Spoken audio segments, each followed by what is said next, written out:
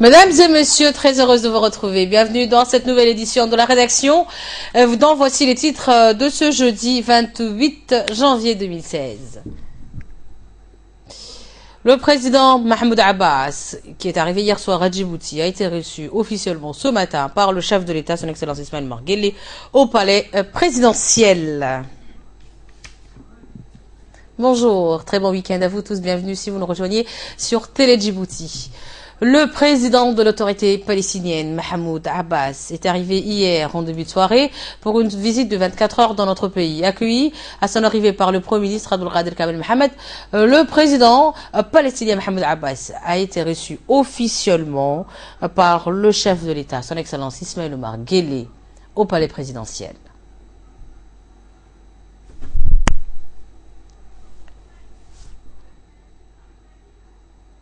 Rappelons que le président Mahmoud Abbas est à sa deuxième visite en terre djiboutienne, la première remontant en 2010.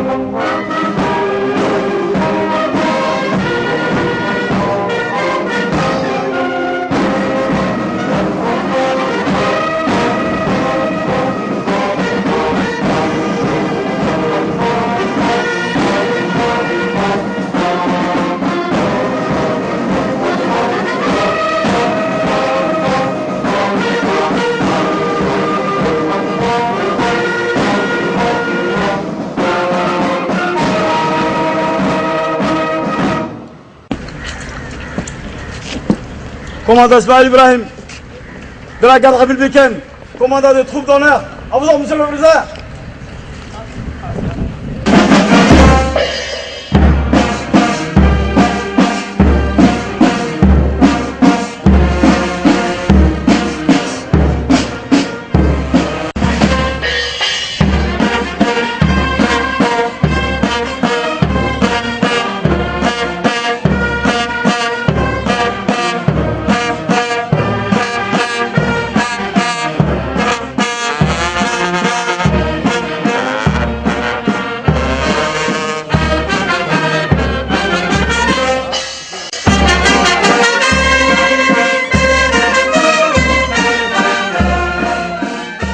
son arrivée au palais présidentiel ce matin, le président Mahmoud Abbas a été accueilli par le chef de l'État, son Excellence Ismaël Omar Guelleh, et par un piquet d'honneur agrémenté par des hymnes nationaux de deux pays frères. La cérémonie a vu la participation des membres du gouvernement et des hauts responsables civils et militaires de notre pays. M. Mahmoud Abbas a salué à cette occasion le Premier ministre, les membres du gouvernement, le président de l'Assemblée nationale et le haut responsable de notre pays.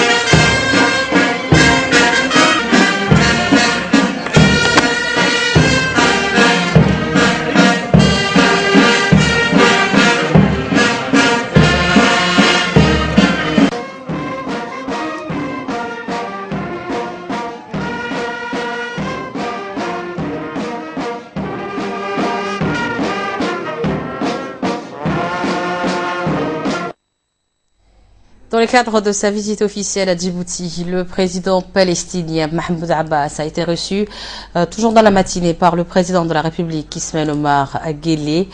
Une réunion de tête-à-tête a eu lieu au palais présidentiel, au cours de laquelle les deux dirigeants ont passé en revue plusieurs questions relatives à la situation palestinienne préoccupante dans les territoires occupés, tels que l'escalade en Cisjordanie et la situation humanitaire alarmante à Gaza due au blocus. Cette arrivée qui s'inscrit dans le cadre de relations d'amitié et de fraternité entre les deux nations sera l'occasion pour les deux parties palestiniennes et djiboutiennes d'évoquer encore une fois la cause palestinienne chère au président Guelleh qui ne cesse de porter son appui sans faille et sans relâche au peuple palestinien opprimé par près de 68 ans d'occupation israélienne. Une occupation s'accompagnant de tous ses corollaires macabres et au quotidien tels que des tortures, des massacres, des oppressions ou encore dans toutes ses formes. Pour l'heure, les discussions entre les deux leaders, Mahmoud Abbas et Ismaël Omar Guelleh, porteront surtout sur les voies et moyens d'accéder pour le peuple palestinien à un État à part entière, souverain et indépendant, mais aussi sur les négociations de paix qui restent sans issue jusqu'à ce jour. Rappelons que le président Guelleh ne manque aucune occasion, lors de ses discours dans les grandes instances internationales, d'évoquer la cause palestinienne, le peuple palestinien, pour qu'ils puissent obtenir leurs droits inaliénable. Cette visite du président Mahmoud Abbas sera également l'occasion d'ouvrir l'ambassade de la Palestine à Djibouti. L'inauguration de cette chancellerie à Haramous, dont la pose de la première pierre a été effectuée en 2010 pour M. Abbas, permettra de renforcer encore plus les relations entre les deux pays qui ne cessent de renforcer davantage. Par la suite, le président palestinien Abbas a décoré le président de la République, son Excellence Ismaïl Omar Guelleh, de la Grande Étoile de l'État de la Palestine, en reconnaissance de son attachement et son dévouement à la cause palestinienne et celle de la nation arabe et son peuple. Cette entrevue s'est déroulée en présence de la délégation palestinienne accompagnant le président Abbas dans ce déplacement de 24 heures à Djibouti.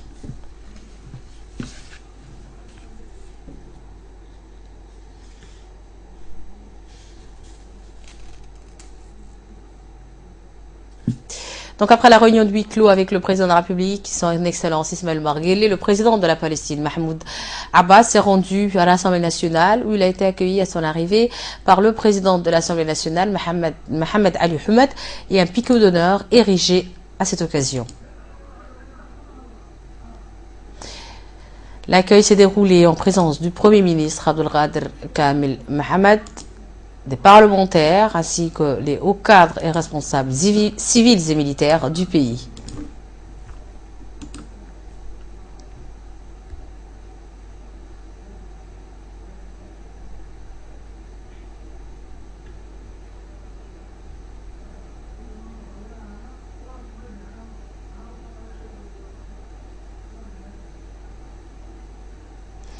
Donc après son arrivée à l'hémicycle national, le président Mahmoud Abbas et sa délégation se sont dirigés à l'intérieur de l'Assemblée pour signer le livre d'or de l'Assemblée et prendre une photo de famille pour éterniser cet événement historique.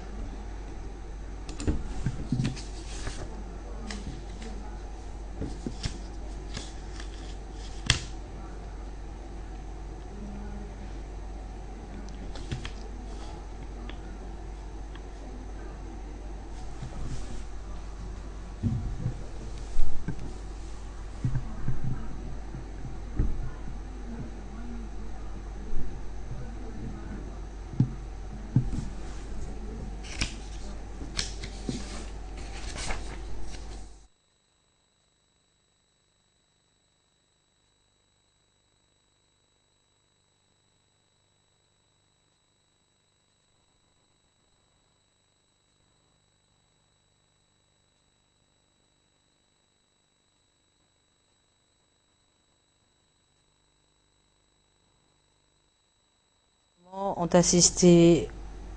été également présents dans l'Assemblée nationale pour suivre en direct le discours qu'a tenu le président Mahmoud Abbas devant l'Assemblée nationale.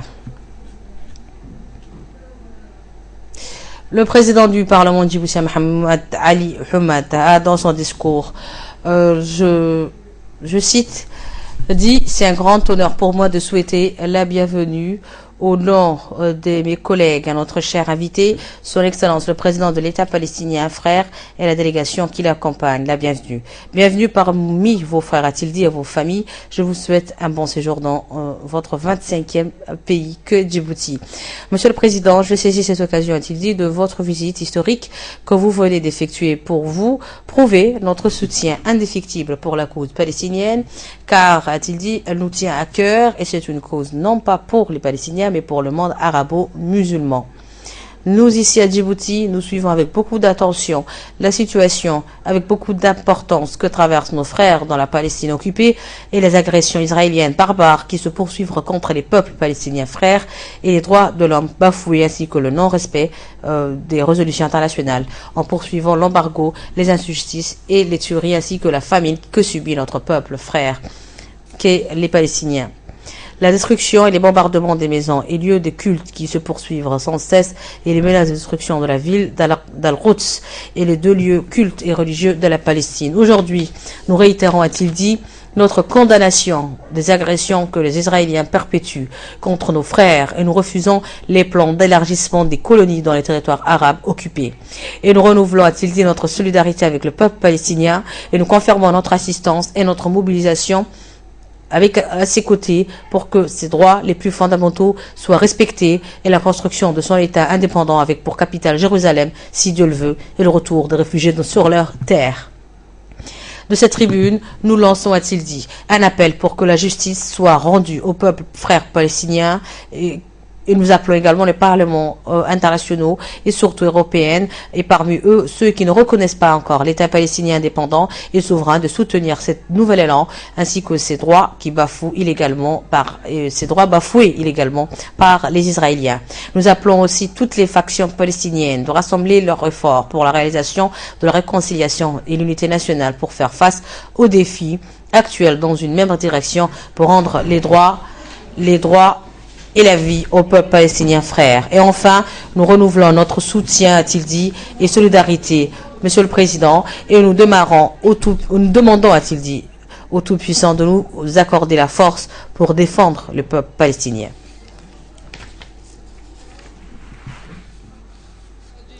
Et dans son discours à l'Assemblée nationale, le président Mahmoud Abbas a dans son discours, je cite, « Je suis très heureux, a-t-il dit, d'être parmi vous aujourd'hui et de m'adresser à vous au sein de ce grand hémicycle inauguré l'année dernière. Cela m'offre, a-t-il dit, l'opportunité d'exprimer ma joie et celle de ma délégation de voir que la République de Djibouti avance sérieusement sur la voie du progrès et du développement avec les nombreuses réalisations faites. Un développement, a souligné M. Abbas, qui se poursuit dans tous les domaines. Et du fond du cœur, nous ne pouvons que nous souhaiter plus de progrès social et de prospérité. La République de Djibouti a pu, en quelques années, a-t-il dit, réaliser de nombreuses choses, asseoir les bases d'un processus démocratique. La République de Djibouti a pu, en quelques années, réaliser de nouvelles choses, mais aussi des règles de jeu claires et un consensus politique sont très importants pour parvenir au progrès et à la prospérité dans le peuple djiboutien a le droit de jouir. Monsieur le Président de l'Assemblée, Mesdames et Messieurs les parlementaires, je voudrais ici présent exprimer toute ma gratitude au Président Ismaël Omar Guelleh, au gouvernement et au peuple djiboutien et leur noble position et soutien quant à la légitimité des revendications du peuple palestinien, peuple qui réclame son droit à la liberté, à sa souveraineté, à son indépendance. Djibouti a toujours été, a-t-il dit, à nos côtés dans toutes les instances régionales et internationales et nous prenons en note considération votre appui quant à la construction de la nouvelle chancellerie Djibouti de l'État de la Palestine. J'ai personnellement procédé à la pose de la première pierre de cet édifice et je m'honore de procéder aux côtés du président Guelleh à son inauguration. Il m'est donc agréable de saluer, a-t-il dit, la constance de la position djiboutienne eu égard à la question palestinienne. C'est une question fondamentale et qui concerne toute la nation arabe. Je me félicite en outre de cette générosité de Djibouti qui accueille sur son sol des milliers de réfugiés yéménites et somaliens qui vivent de difficiles moments. Je me réjouis enfin de la sage politique menée par le président Guelleh pour asseoir la paix et la stabilité dans la sous-région. Et après avoir quitté l'Assemblée nationale, le président de l'État de la Palestine, Mahmoud Abbas, a procédé à la coupure du ruban de la nouvelle ambassade de l'État du Palestine. À son arrivée, il a été accueilli par les membres du gouvernement, les Palestiniens, les corps diplomatiques accrédités en République de Djibouti. Ensuite, le président de l'État de Palestine, Mahmoud Abbas, accompagné toujours du Premier ministre Abdelkader Kamel Mohamed, ont procédé à la coupure officielle du ruban en présence des membres du gouvernement, des organisations nationales et internationales. Ils ont ensuite visité les différents locaux de l'ambassade de l'État palestinienne.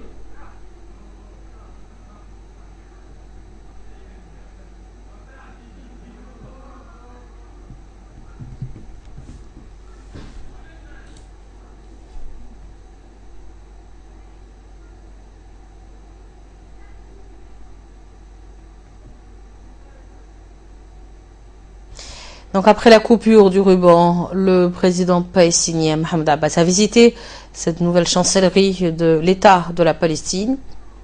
Rappelons également que le président Mahmoud Abbas était accompagné du Premier ministre Abdelkader Kamel Mohamed.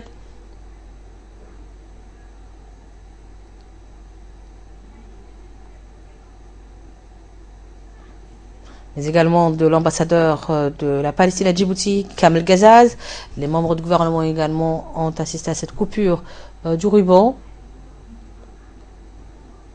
L'organisation internationale présente dans notre pays également ont assisté à cette coupure du ruban.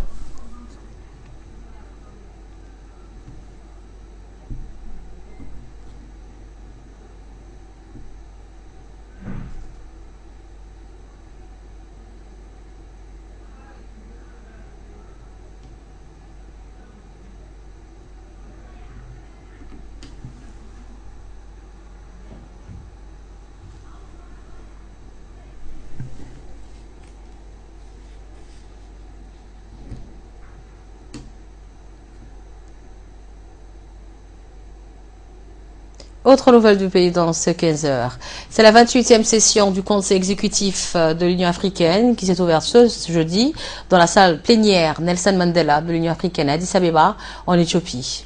Le ministre des Affaires étrangères et de la coopération internationale Mahmoud Ali Youssouf ainsi que la délégation qu'il conduit a pris part à cette 28e session. Le conseil exécutif qui se tient en prélude du sommet qui s'ouvrira le 30 janvier prochain, c'est-à-dire samedi prochain, dans la capitale éthiopienne, a pour ordre du jour d'examiner de certains nombres des points entre le rapport annuel de la Commission de l'Union africaine, le rapport du comité des représentants permanents, ainsi que le rapport intérimaire sur la Cour pénale internationale. Notons que cette session va également procéder à l'élection des 15 membres du Conseil de paix et de sécurité de l'Union africaine. Rappelons également que notre pays est candidat pour un mandat de 3 ans dans ce Conseil après avoir servi ce dernier 2 fois de suite et ce pour 2 mandats de 2 ans chacun. Toujours dans l'actualité nationale de cette édition du 15h, c'est le ministre de l'Éducation nationale et de la formation professionnelle, Dr Jama El-Meouki, qui poursuit toujours sa tournée dans les régions de l'intérieur du pays. Donc après le sud et le nord, c'est dans la région d'Obok qu'il a clôturé sa tournée de rencontre avec les enseignants dans les régions autour d'Indogénie. Le ministre a été accueilli chaleureusement à son arrivée par les enseignants à la plage Hugef pour prendre part au déjeuner aux côtés des enseignants de la région. Cette visite du ministre s'inscrit dans une série de rencontres que le ministre de l'Éducation nationale et de la formation professionnelle, Dr Jama El-Meouki, compte mener dans la région du pays pour aller à la rencontre de la famille éducative. L'objectif étant de permettre un moment de convivialité et de rencontre entre les membres de la grande famille de l'éducation. Et au cours de ce déjeuner, les enseignants de la région d'Obok, par la voix de plusieurs enseignants, tour à tour remercier le gouvernement et en particulier le ministre pour toutes les réalisations faites pour les enseignants depuis sa nomination à la tête de ce département, de ce ministère. Les futurs patriotes, les futurs responsables, les futurs présidents, les futurs ministres, les futurs cadres, que ce soit de l'armée, que ce soit de n'importe quel département, des ministériels. De son côté, le ministre de l'Éducation nationale et de la formation professionnelle, Dr Jama El-Meouki, au cours de son discours, a saisi et félicité les enseignants de cette région d'Obok. Je vous propose de l'écouter.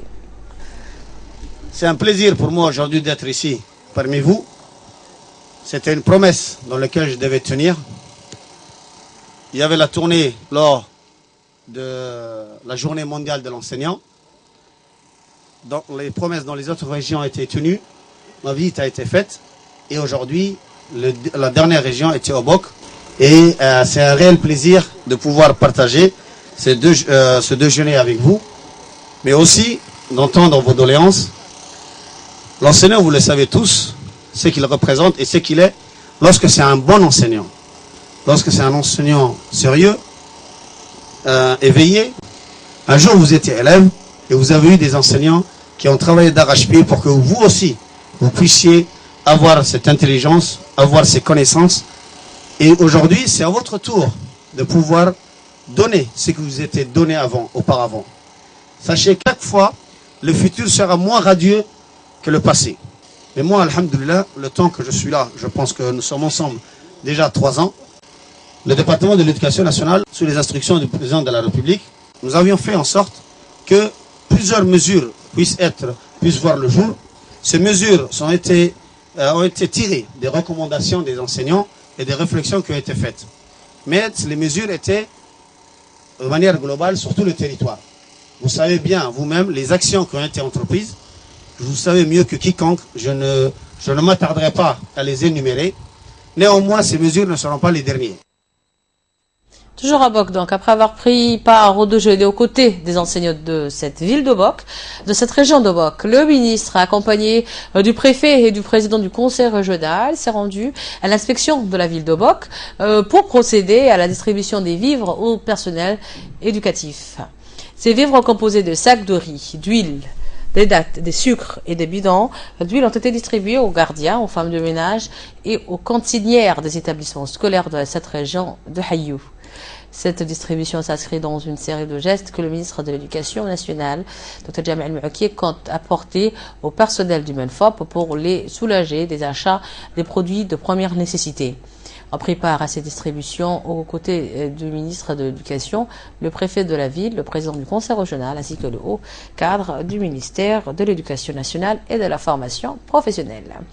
Et en nouvelle du monde, en Afrique du Sud pour commencer, 2 compagnons de lutte et ex-co-détenus du grand leader Nelson Mandela ont reçu hier à Londres le prix Freedom, le prix de la liberté décerné par la ville de Londres. Idriss Adota nous en dit plus. De leur mémoire. J'étais de mon côté avec d'autres prisonniers politiques des races blanches. Nos conditions de détention étaient bien meilleures, mais ce n'était rien comparé à la haine quotidienne qu'exprimaient nos gardiens, a indiqué Dennis Goldberg. La nation arc-en-ciel garantit aujourd'hui une égalité des droits à tous les citoyens sans distinction des races, une bonne base pour un avenir meilleur selon la jeune génération. Il y a encore beaucoup à faire, mais je suis optimiste. La jeunesse sud-africaine croit en l'avenir de notre pays et veut prendre part à la vie politique. Je suis plein d'espoir, a déclaré Tukwini Mandela, petite fille de l'ancien dirigeant sud-africain. Dennis Goldberg est un ancien membre de la branche armée de l'ANC. Arrêté en 1964, il a passé 22 ans dans une prison de Pretoria. Ahmed Katrada en a purgé 26, dont 18 à Robben Island, avec Nelson Mandela. Et autre sujet d'actualité, c'est la Grèce qui a été ouvertement critiquée hier sur le contrôle de ses frontières par la Commission de l'Union européenne. Un pays affaibli économiquement, l'Union européenne veut faire supporter à la Grèce, tout autant qu'à l'Italie, qui ont des larges ouvertures maritimes avec les pays situés de l'autre côté de la Méditerranée, de la mer Égée, dans ces contrôles des migrants. Toujours Idrissa Deta. La Grèce, ouvertement critiquée sur le contrôle de ses frontières. La Commission européenne lance un avertissement à l'encontre de la Grèce à propos de sa gestion de la crise migratoire. L'institution donne 3 mois à Athènes pour régler les problèmes concernant les contrôles de ses frontières extérieures. Pour le vice-président de la Commission, il y a un manquement de la part des autorités grecques. Les projets de rapport concluent que la Grèce a sérieusement négligé ses obligations.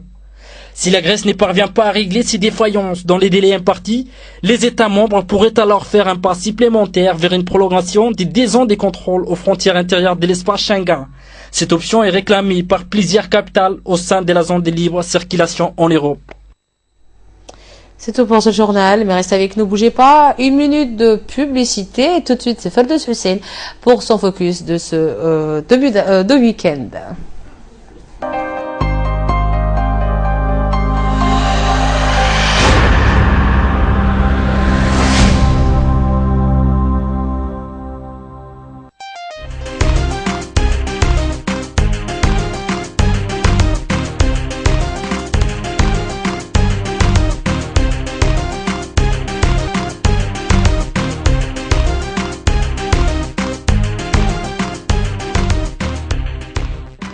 La Fédération djiboutienne d'athlétisme organise la 17e édition de la course annuelle intitulée 15 km de Djibouti Télécom le vendredi 29 janvier 2016.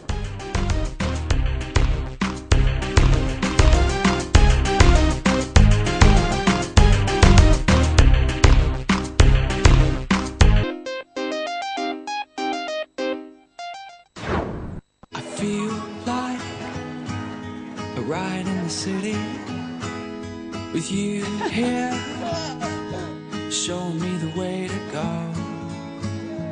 Yeah, and it feels like home.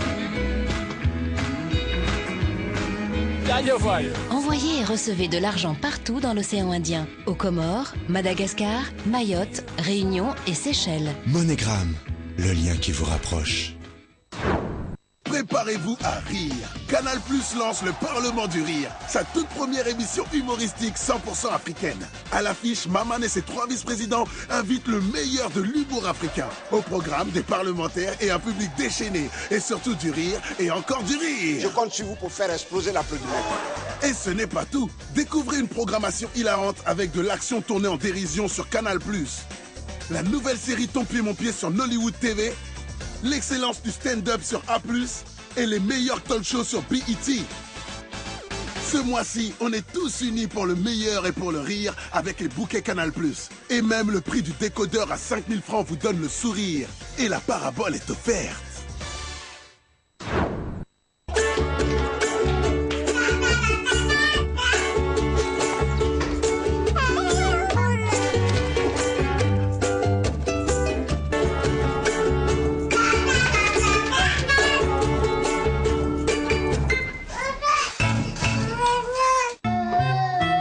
Pour une croissance saine de vos enfants, choisissez le lait Modilac, enrichi aux vitamines et en fer.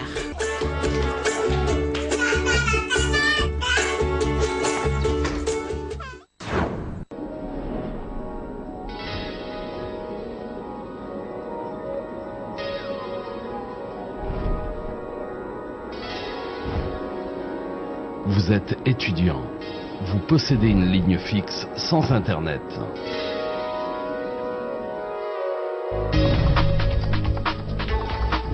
Djibouti.